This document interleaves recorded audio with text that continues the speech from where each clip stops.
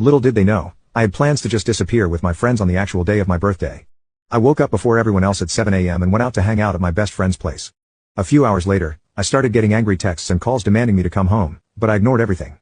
I had a surprisingly good time once my other friends showed up and everyone pitched in to go to the Italian place that I wanted to go to in the first place. When I finally returned home, I was yelled at for wasting a reservation and grounded to my room for an entire month.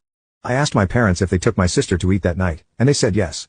So I argued that the reservation wasn't actually wasted. But then I was yelled at for talking back, and they took my phone away from me. I learned a valuable lesson that day. I needed to escape this house because no one here actually cared about me. I found a job and spent the next 2 years saving up enough money to move out. Thankfully, my parents didn't make me pay rent since they didn't know about my job. But on the other hand, they thought I was becoming a rebel who stayed out until late and therefore started scolding me every chance they got. I didn't let that bother me though, and kept working. The most important thing was to not let my grades slip, because I desperately needed a scholarship if I ever wanted to get into law school. Anyway, fast forward 2 years, and my 18th birthday is coming up. I have saved nearly $3,000 and am ready to move out, having already scouted an apartment. My plan was to just pack all my stuff up and disappear without saying anything. But then they started making a big deal about me turning 18, and said that I could ask for anything I wanted. I realized it was a repeat of 2 years ago, and decided to give them a chance to make things right.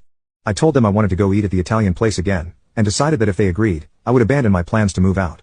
And of course, they told me to cut it out and that I needed to accommodate my little sister even if it's my special day, completely ignoring the fact that we have been accommodating her for her entire life. The weirdest part was that they once again booked a reservation at that family favorite restaurant and assumed that I had learnt my lesson. One day before my birthday, I decided to tell them my true feelings on the matter. I sat down peacefully and started explaining my point of view of how they were doing things. I never raised my voice, and yet, just 2 minutes into the conversation, I was told to shut up. Apparently, I was a rude, rebellious kid because I couldn't handle them taking care of my sister instead of me. This is when I lost my cool. I stood up and yelled at them, "Listen to what I'm saying, goddammit. It's not a matter of who you're taking care of, it's a matter of who you love more and who you don't love at all." I yelled a lot of things, none of which I regret in retrospect. But thanks to that, I was grounded and the next day they went to the restaurant without me. Which gave me more than enough time to move out without dealing with their confrontation again. Now, it doesn't matter if they grow up and suddenly decide that my life also matters, because as far as I'm concerned, I became an orphan on the day my sister was born.